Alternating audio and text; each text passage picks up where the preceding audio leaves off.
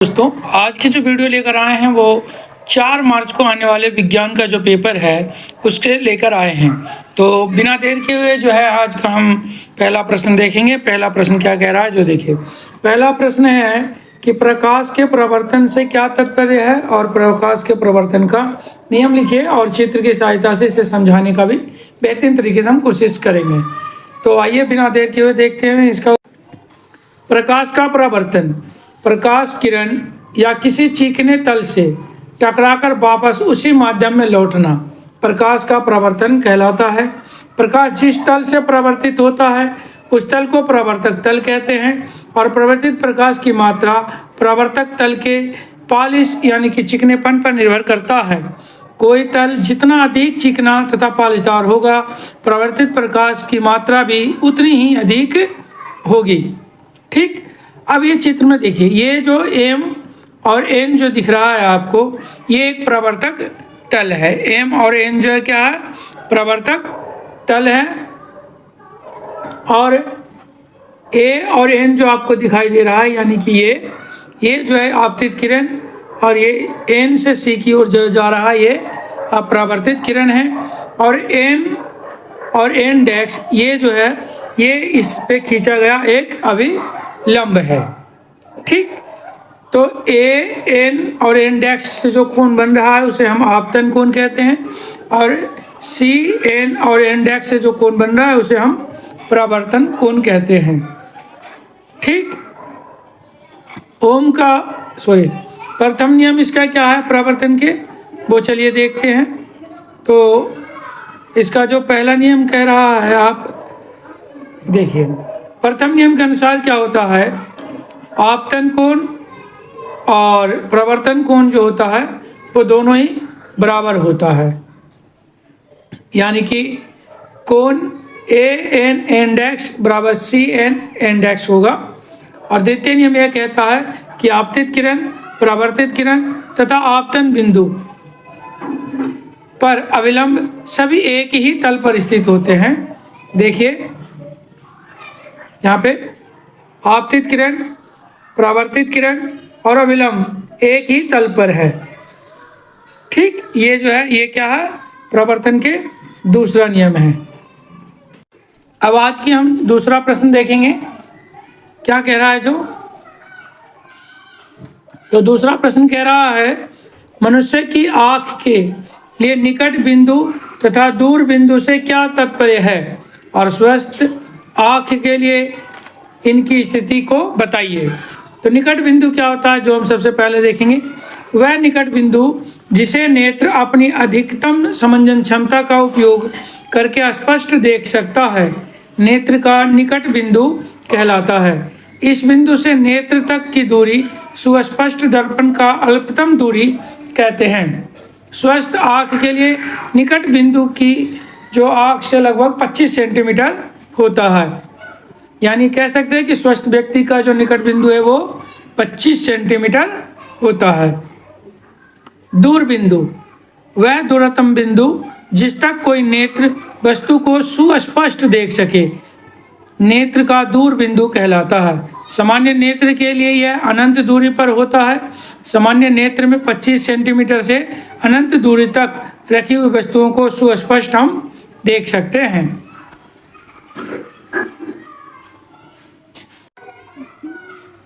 अब हम आज के तीसरा प्रश्न देखेंगे। तीसरा प्रश्न कह रहा है, निकट दृष्टि दोष क्या है, इससे के क्या कारण है और इसके निवारण की विधि को चित्र के सहायता से समझाइए। निकट दृष्टि दोष क्या होता है जो समझिए।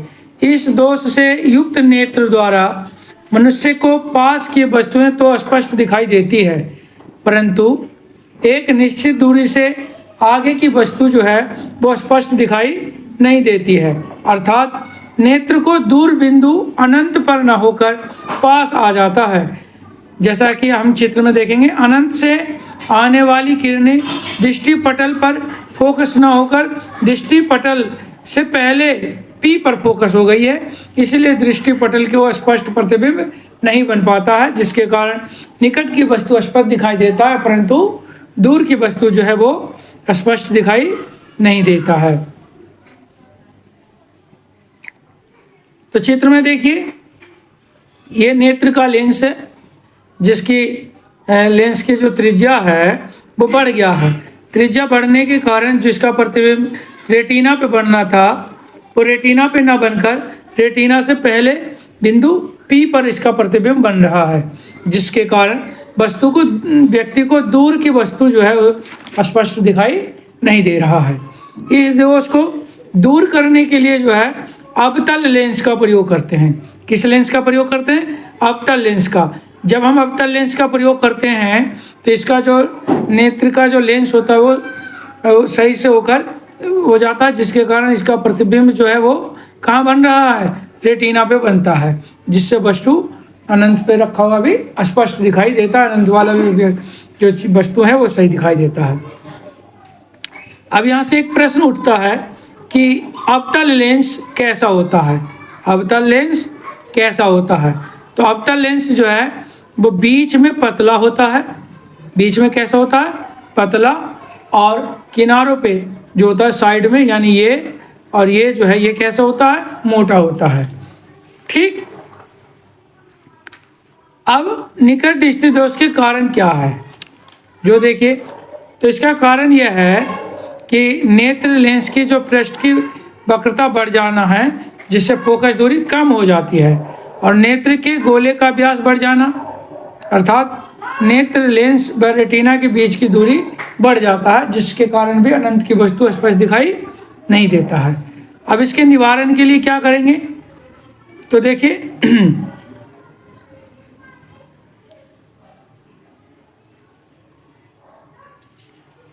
तो इसके निवारण के लिए हम इस प्रकार का दोष को दूर करने के लिए एक ऐसे अवतल लेंस का प्रयोग करते हैं कि अनंत से चलने वाली किरणें अवतल लेंस से अपवर्तन के पश्चात नेत्र की दूर बिंदु F से आती प्रतीत होती है।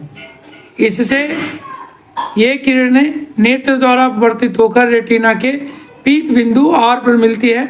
इस प्रकार अनंत पर रखी वस्तु का प्रतिबिंब रेटिना पर स्पष्ट बनता है और नेत्र जो है उसे स्पष्ट देख पाता है। यानी इस बीमारी को दूर करने के लिए जो है हम उचित फोकस दूरी के किस लेंस का प्रयोग करते हैं? तो उचित फोकस दूरी के हम अवतल लेंस का प्रयोग करते हैं। ठीक। कह रहा है कि दूरदृष्टि दोष क्या है, इसका निवारण कैसे किया जाता है? दूरदृष्टि दोष, इस दोष से युक्त नेत्र द्वारा मनुष्य को दूर की वस्तु तो स्पष्ट दिखाई देती है, परंतु पास की वस्तु जो है वो स्पष्ट दिखाई नहीं देती है। अर्थात नेत्र का निकट बिंदु 25 सेंटीमीटर से अधिक दूर हो जाता है। ऐसे व्यक्ति को पढ़ने के लिए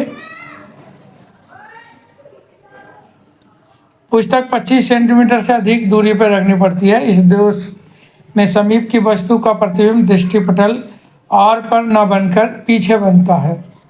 ठीक। इस दृष्टि दोष के कारण क्या होता है, जो आइए पहले चित्र के माध्यम से हम समझ लेते हैं। ये जो लेंस है, इसका लेंस का वक्रता त्रिज्या घट जाता है। लेंस की वक्रता त्रिज्या घट जाने के कारण इसका प्रतिबिंब जिसका रेटिना पे बनना था, वो रेटिना के बजाय रेटिना के पीछे बिंदु P पर प्रतिबिंब बनता है, जिसके कारण निकट की वस्तु स्पष्ट दिखाई नहीं देता है और दूर की वस्तु ठीक दिखाई देता है। तो इस दोष को दूर करने के लिए जो है चित्र 2 में देखिए, P में उत्तल लेंस का प्रयोग किया जाता है। उत्तल लेंस का प्रयोग करने के बाद जो है मनुष्य को जो है वस्तु ठीक दिखता है, यानी प्रतिबिंब जो है वो रेटिना पे बनने लगता है। उत्तल लेंस होता कैसा है?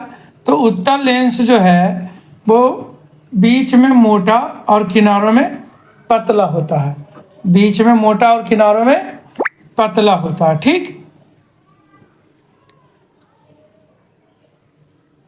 दृष्टि दोष, दूरदृष्टि दोष के कारण क्या है, जो देखिए, तो दूरदृष्टि दोष का कारण यह है कि नेत्र की लेंस की वक्रता जो है वो कम हो जाना, जिससे फोकस दूरी बढ़ जाती है। ठीक।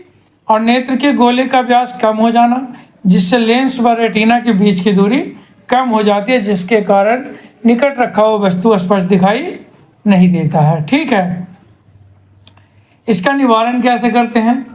तो इसके निवारण जो है, इस दोष को दूर करने के लिए हम ऐसे उत्तल लेंस का प्रयोग करते हैं जिससे दोषित नेत्र से 25 सेंटीमीटर की दूरी पर रखी हुई वस्तु से चलने वाली किरणें उत्तल लेंस से अपवर्तन के पश्चात नेत्र के निकट बिंदु N से आती हुई प्रतीत हो। इससे ये किरणें नेत्र से अपवर्तित होकर रेटिना के पीत बिंदु R पर, यानी प्रतिबिंब जो है वो रेटिना पर बन जाती है या मिल जाती है। इस प्रकार वस्तु का प्रतिबिंब रेटिना पे बनता है और नेत्र को जो है वस्तु साफ साफ दिखाई देने लगता है। ठीक, अब हम अगले प्रश्न की तरफ चलते हैं। अगला प्रश्न कह रहा है, जो देखिए कि एक किरण आरेख द्वारा प्रिज्म से श्वेत प्रकाश के वर्ण विक्षेपण को जो है वो समझाइए। वर्ण विक्षेपण, ठीक, तो वर्ण विक्षेपण क्या होता है, पहले इसे जान लेते हैं। श्वेत प्रकाश की किरण को अपने अवयवी रंगों के प्रकाश किरणों में विभाजित होना प्रकाश का वर्ण विक्षेपण कहलाता है। क्या कहलाता है? वर्ण विक्षेपण। ठीक, आइए चित्र के माध्यम से समझते हैं। ये मान लिया कोई प्रिज्म है, ठीक, इस पर कोई श्वेत प्रकाश पड़ रहा है। श्वेत प्रकाश पड़ने के बाद जो है क्या होता है, सबसे ये जो है निम्नलिखित रंगों में व्यक्त हो जाता है, लेकिन हमारे जो हम सभी मनुष्य का आँख है वो इन 7 रंगों को ही पहचान कर पाता है। सबसे पहले वायु जो है बैंगनी, जामुनी, नीला, हरा, पीला, नारंगी और लाल। ठीक, तो देखिए बैंगनी कलर को हम वायलेट कलर भी कहते हैं, यानी V से प्रदर्शित करते हैं। जामुनी कलर जो होता है उसे जो है किससे प्रदर्शित करते हैं? इंडिगो कलर कहते हैं। जामुनी कलर को क्या कहते हैं? Indigo colour. इसे हम I से प्रदर्शित करते हैं। ठीक, और नीला कलर को जो है ब्लू कलर कहते हैं, हरा को ग्रीन, पीला को येलो, नारंगी को ऑरेंज और रेड जो है वो लाल रंग को कहते हैं। ठीक, अब आइए वर्ण विक्षेपण, प्रिज्म द्वारा वर्ण विक्षेपण को समझते हैं। जब सूर्य के श्वेत प्रकाश किरण किसी प्रिज्म से गुजरती है तो वह अपने मार्ग से विचलित होकर प्रिज्म की आधार की ओर झुककर विभिन्न रंगों की किरणों में विभाजित हो जाती है। अतः यह सूर्य के श्वेत प्रकाश विभिन्न रंगों का सम्मिश्रण है। इस प्रकार से उत्पन्न विभिन्न रंगों के समूह को हम स्पेक्ट्रम कहते हैं। इस स्पेक्ट्रम का एक सिरा लाल तथा दूसरा सिरा जो होता है वो बैंगनी कलर का होता है। इन दोनों सिरों को लाल तथा बैंगनी रंगों के बीच असंख्य प्रकाश किरणों का रंग अविरत रूप से बदल जाता है, लेकिन सामान्यतः हमारा आँख जो है इन 7 रंगों के समूह को ही देख पाता है, पहचान पाता है। ठीक, प्रिज्म के आधार की ओर से ये बैंगनी यानी कि वायलेट कलर, जामुनी यानी इंडिगो कलर, नीला यानी ब्लू कलर, हरा यानी ग्रीन कलर, येलो यानी पीला कलर और नारंगी यानी ऑरेंज कलर और रेड यानी कि लाल कलर के क्रम में होते हैं। रंगों को इस क्रम को जो है वाइवो क्या कहते हैं? बिहेवो को गैर कहते हैं, वाइवो गैर कहते हैं। ठीक,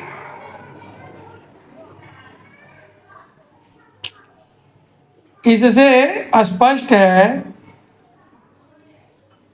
इससे स्पष्ट हो जाता है कि श्वेत प्रकाश की किरणें प्रिज्म से गुजरती है। ठीक, तो वह श्वेत प्रकाश में उपस्थित विभिन्न रंगों के किरणों में प्रिज्म द्वारा उत्पन्न विचलन भी भिन्न भिन्न होता है। लाल प्रकाश की किरणों में विचलन सबसे कम, बैंगनी में प्रकाश किरणें विचलन से सबसे अधिक, अन्य रंगों में विचलन जो है लाल व बैंगनी रंग के बीच का होता है। ठीक, प्रिज्म के जो है वर्ण विक्षेपण के कारण क्या होता है, जो देखिए प्रिज्म द्वारा प्रकाश का वर्ण विक्षेपण का कारण क्या है वो समझिए। जब कोई प्रकाश किरण कांच के प्रिज्म से गुजरती है तो वह अपने मार्ग से विचलित होकर प्रिज्म की आधार की ओर झुक जाती है। चूंकि प्रकाश में उपस्थित विभिन्न रंगों की प्रकाश किरणों में विचलन भिन्न भिन्न होता है, अतः लाल रंग का प्रकाश के किरण प्रिज्म के आधार की ओर सबसे कम तथा बैंगनी रंग प्रकाश की किरण के प्रिज्म की आधार की ओर अधिक झुक जाता है। इस प्रकार श्वेत प्रकाश यानी श्वेत रंग का प्रकाश के प्रिज्म से गुजरने वाले को वर्ण विक्षेपण कहते हैं या वर्ण विक्षेपण हो जाता है। ठीक, अगर आप इन प्रश्नों से कुछ सीखते हैं, अच्छा लगता है तो वीडियो को लाइक और चैनल को सब्सक्राइब करिए। मिलते हैं आगे।